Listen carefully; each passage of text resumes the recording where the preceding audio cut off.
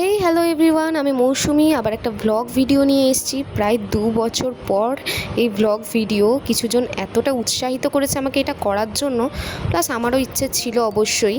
তো সেই জন্য আবার শুরু করছি। তোমরা সবাই সাথে থেকো আর সবাই ভালো আছো আশা করছি। আমিও ভালোই আছি।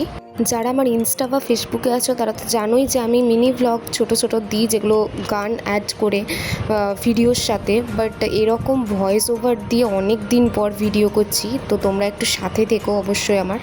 এখন আমরা অটো ধরে নিয়েছি যাদবপুর থেকে পাটুলি যাব বলে। তো পাটুলি কিন্তু খুব সুন্দর একটা জায়গা। যারা থাকো কলকাতাতে বা যারা গেছো এখানে তারা তো জানবে অবশ্যই। আমিও এর আগে বেশ 2-3 বার গেছি, বাট ভিডিও তো করা হয়নি তখন।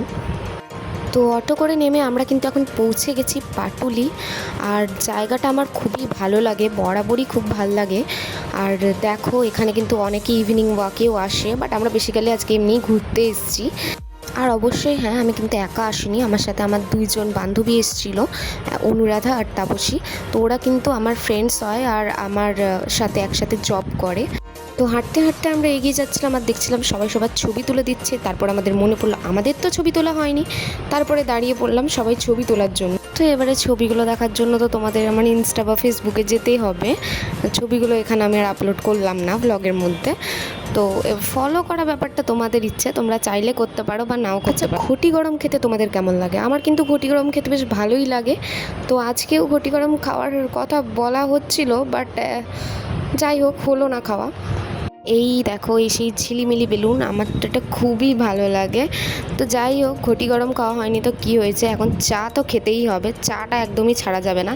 তো আমরা নিয়ে নিলাম চা আর এই মালাই টোস্ট, যেটা আমাদের খুব খিদে পেয়েছিল সেই জন্য নেওয়া। বাট এটা মালাই টোস্টটা একদমই ভালো ছিল না, মানে ভালো ছিল না মিন্স ওই আর কি অ্যাভারেজ লেগেছে। যাই হোক, তো 1 কাপ চায় আবার আমাদের হয় না, সেই জন্য আমরা আরও 1 কাপ করে চা নিয়ে দাঁড়িয়ে পড়েছি চা খেতে।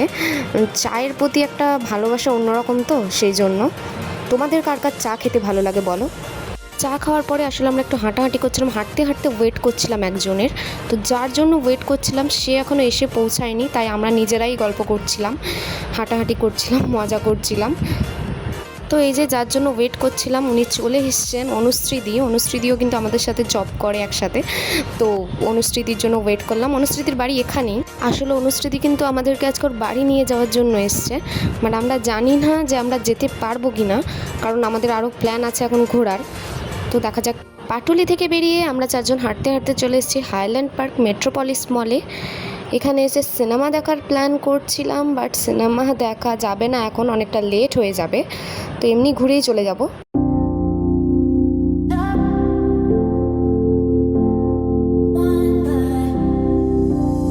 এসে একটু ঘোরাঘুরির পরেই আমাদের ক্ষুধার্ত প্রাণীদের খিদে পেয়ে গেছিলো, তাই আমরা খাবার খেতে চলে এসেছিলাম ফুড কোর্টে এখানের। খাবার পর আমরা ওখানে চলে গেলাম কিছু শপিং করার জন্য, কারণ আমাদের কিছু জিনিসপত্র দরকার ছিল। তো যাই হোক ওখানে গিয়ে সব কিছু দেখতে দেখতে আমার না চকলেটগুলো দেখে খুবই লোভ লাগছিল, কারণ আমি চকলেট দেখলে একদম নিজেকে সামলাতে পারি না, আমি একদম হামলে পড়বো। তো যাই হোক এরপরে সব জিনিসপত্র এখান থেকে নিচ্ছিলাম আমরা বেছে বেছে। তো আমাদের মোটামুটি সব কিছু কেনাকাটি হয়েই গেছিলো, আর কিছু জিনিস নিয়ে আমরা বেরিয়ে পড়তাম।